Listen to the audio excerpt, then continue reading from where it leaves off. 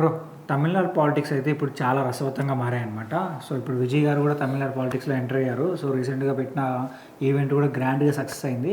అయితే ఆయన ఎంట్రీ పైన ఉదయనిధి స్టాలిన్ గారు కొన్ని కామెంట్స్ చేశారంట. ఏంటి, ఆయన ఏం మాట్లాడుతున్నారు అంటే ఆయన ఎంట్రీ పైన కాదు కానీ జనరల్గా ఒక కార్లో వెళ్తుంటే మీడియా వాళ్ళు అడిగిన ప్రశ్న, మీరు విజయ్ గారిని ఎట్లా తీసుకుంటారు ఆయన నెక్స్ట్ ఎలక్షన్లో అంటే, ఆయన ఏదో పెద్ద పోటీ కాదని మాట్లాడాడు. ఓకే, తమిళ్లోనే చెప్పారనమాట.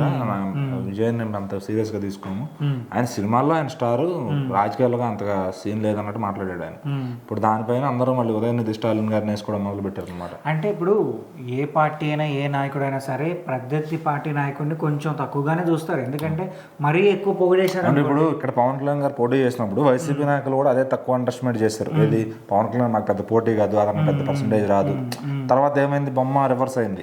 ఇప్పుడు ఆయనకు 21 సీట్స్ వస్తే వీళ్ళకి 11 సీట్లు వచ్చే పరిస్థితి అట్లా ఉంది. మరి ఆయనకి 100% స్ట్రైక్ రేట్ అయితే వీళ్ళు 0.1% పడిపోయారు. మరి ఇంకెవరు గొప్పగా ఉన్నట్టు ఎప్పుడు కూడా ఒక తక్కువ అంచనా వేయకూడదు. ఇప్పుడు మనమైనా సరే, ఇప్పుడు ఈ రోజు జగన్ గారు పడిపోయారు ఫర్ సపోజ్, అతను తక్కువ అంచనా వేసి ఇంకో 10 ఏళ్ళకి 5 ఏళ్ళకి లెక్కవచ్చాం, మళ్ళీ పుంజుకోవచ్చాం. ఇటు కేటీ రామారావు గారు ఉన్నారు, కేటీఆర్ గారు, కేసీఆర్ గారు, వాళ్ళు ఈ రోజు ఓడిపోయారని చులకలంగా చూస్తే వాళ్ళ టైం రావచ్చు. సో ఎవరికి ఎప్పుడు టైం వస్తుందని మనం మాట్లాడకూడదు. సో మరి ఈయన ఇప్పటికే ఆల్రెడీ కామెంట్స్ లో పడి నలిగి ఉన్నాడు ఆ సనాతన ధర్మం పైన. ఇప్పుడు బయట గెలుక్కుని సొంత ఇంట్లో కూడా గెలుక్కుంటే ఎట్లా ఉంటుందంటే, ఇంకా మరి వాళ్ళు కూడా యాంటీ. యాక్చువల్గా విజయ్ గారి ఫ్యాన్స్ కూడా ఈయనకి ఓటేసే ఉంటారు చాలా వరకు. ఇప్పుడు ఈయన ఒకప్పుడు ఏమైందంటే ఈ పార్టీ వీళ్ళే విజయ్ గారిని సపోర్ట్ తెచ్చుకున్నారు, ఎందుకంటే కమ్యూనిటీ బేస్డ్ కింద. విజయ్ మన పక్కన ఉంటే బలం ఉంటుంది, అతను చూపించి కూడా కొన్ని ఓట్లు కొట్టారు, వాళ్ళకి బాండింగ్ బాగుండేది. ఇప్పుడు ఆయన రాజకీయాల్లోకి వచ్చేసరికి ఏమైందంటే ఒకే కమ్యూనిటీ చీలిపోయింది.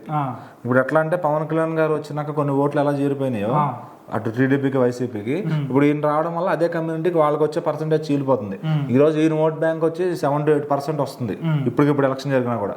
సో ఈయన ఈ 1 year లో 2026 వచ్చేసరికి ఎంత పుంజుకుంటాడు ఎలక్షన్ టైం అనేది ఉంటుంది అనమాట. సో అయితే ఇప్పుడు ఎంతవరకు మీరు పోటీ అని ఫీల్ అవుతున్నారు ఇప్పుడు విజయ్ గారు లైక్ ఉదయనిధి పార్టీ? అదే అండి, ఇప్పుడు సేమ్ మీకు community base, out of the community పడవ ఓట్లు. అప్పుడు కమ్యూనిటీ బేస్ లోనే ఆయన వచ్చి సపోర్ట్ చేశారు 100%. Out of the community base కొంచెం స్ప్లిట్ అయిపోతుంది, అవుట్ ఆఫ్ ద కమ్యూనిటీ పడవు ఓట్స్ అనేవి. సో అక్కడ తమిళనాడులో బ్రాహ్మిన్స్ కానీ, ఇటు వీళ్ళు కానీ, ఎస్సీ ఎస్టీ కమ్యూనిటీ కానీ ఎవరైతే ఉంటారో వాళ్ళు 50% ఉండే ఛాన్స్ ఉంది ఈజీగా. సో ఇప్పుడు బ్రాహ్మణ్స్ గురించి మాట్లాడుకున్నామంటే ఆల్రెడీ ఈయన చేసిన కామెంట్స్ ఉన్నాయి సనాతన ధర్మం గురించి, వాళ్ళ ఓట్లు కానీ 0%. ఇప్పుడు వాళ్ళు ఇంకా అప్పుడు ఏం చేస్తారంటే ఇతను మంచోడని ఇతనికి మద్దతు ఇస్తారు, ఆటోమేటిక్ ఈయన సిద్ధాంతాలు బాగున్నాయి, ఈయన వెళ్ళే విధానం బాగుంది, యంగ్ బ్లడ్ వస్తుంది అని చెప్పి ఈయన గురించి ఆలోచిస్తారు. సో అంటే ఏదైనా మళ్ళీ రాజకీయాలు కొంచెం మార్పులు చేయొచ్చేమో, సో కొత్త పార్టీ వస్తే ఇంకొంచెం ప్రజల్లో మార్పు అట్లా ఆలోచిస్తారు. ఎప్పుడు సినీ హీరోలు అంటే ఎప్పటికీ క్రేజ్ ఉంది. అంతకుముందు ఎంజీఆర్ గారు, ఇప్పుడు మన దగ్గర ఎట్లా అయితే ఎన్టీ రామారావు గారిని ఇన్స్పిరేషన్ తీసుకున్నట్టు చిరంజీవి గారు, పవన్ కళ్యాణ్ గారు వచ్చారో, ఇంకా చాలా మంది మన దగ్గర కూడా ఆర్టిస్టులు అందరూ వచ్చారు. ఇప్పుడు ఈయన ఒక పెద్ద హీరో, ఈ రోజు ఫాలోయింగ్ ఉంది, అలాగే రాజకీయాల్లో కూడా సక్సెస్ చేయడం అనుకోండి, అప్పుడు వాళ్ళు ఇంకా చేయడానికి ఏముండదు. రేపు ఈయన ఈ 7% 70% తీసుకెళ్తాడేమో, చెప్పలేము. ఎక్కడ కష్టపడతాడు అనేది ఇంకా చూడాలి. వాళ్ళు ఇప్పుడు ఎలక్షన్స్ రావడానికి ఇంకా ఒక సంవత్సరం. వాళ్ళు ఎలా ఉన్నారంటే ఒక ధీమాగా ఉన్నారు, మన కాదు నాడు ఓటేసేది మనదే నెక్స్ట్. ఆ కాన్ఫిడెన్స్, ఆ ఓవర్ కాన్ఫిడెన్స్ ఇక్కడ మన కేటీఆర్ గారిని దెబ్బతీసింది. మనం ఎలక్షన్ లో చూసుకుంటే, ఎలక్షన్ అనేసరికి ప్రజల వ్యూహాలు రోజుకోటి మారుతాయి. సో ఖచ్చితంగా కమ్యూనిటీ బేస్ ఓట్లు కమ్యూనిటీ బేస్ పడతాయి. బట్ ఇప్పుడు ఇద్దరు ఒకే కమ్యూనిటీ నుంచి ఇద్దరు ఉన్నారు కాబట్టి, రేపు మీ ఫాదర్ క్యాల్కులేట్ చేసినప్పుడు నువ్వు నిలబడతావు విజయ్ గారికి ఎదురుగా, మీ ఇద్దరు నిలబడితే ఎవడు గెలుస్తాడు? నీకు హీరోగా ఒక ఎగ్జిస్టెన్స్ లేదు, నువ్వేదో మీ తండ్రి దయ వల్ల డిప్యూటీ సీఎం అయిపోయి రాజకీయం ఏదో నీకు బాగా తెలిసినట్టు మాట్లాడుతున్నావు. సో మరి అది మీ తండ్రి ఎప్పుడు కూడా ఒకప్పుడు ఆవేశంగా ఉన్నాడు, తగ్గించుకున్నాడు. ఈ రోజు నువ్వు వచ్చి ఆవేశపడితే చేసేదేం లేదు. మీ తాతల నాటి చరిత్ర అంతా అక్కడ తమిళనాడు వాళ్ళకి తెలుసు, ఇక్కడ కొంతమంది తెలుగు వాళ్ళకి కూడా తెలుసు. ఇప్పుడు కరుణానిధి గారు ఆపినా కూడా స్టాలిన్, వీళ్ళ నాన్న స్టాలిన్ గారు చాలా గొడవలు చేశారు, చాలా వ్యతిరేకంగా వెళ్ళారు గవర్నమెంట్ కి, ఎన్నో బంధులు. ఒకప్పుడు మన రాష్ట్రాలు రెండు కలిసి ఉన్నప్పుడు అప్పట్లో ధర్నాలు చేసాడు.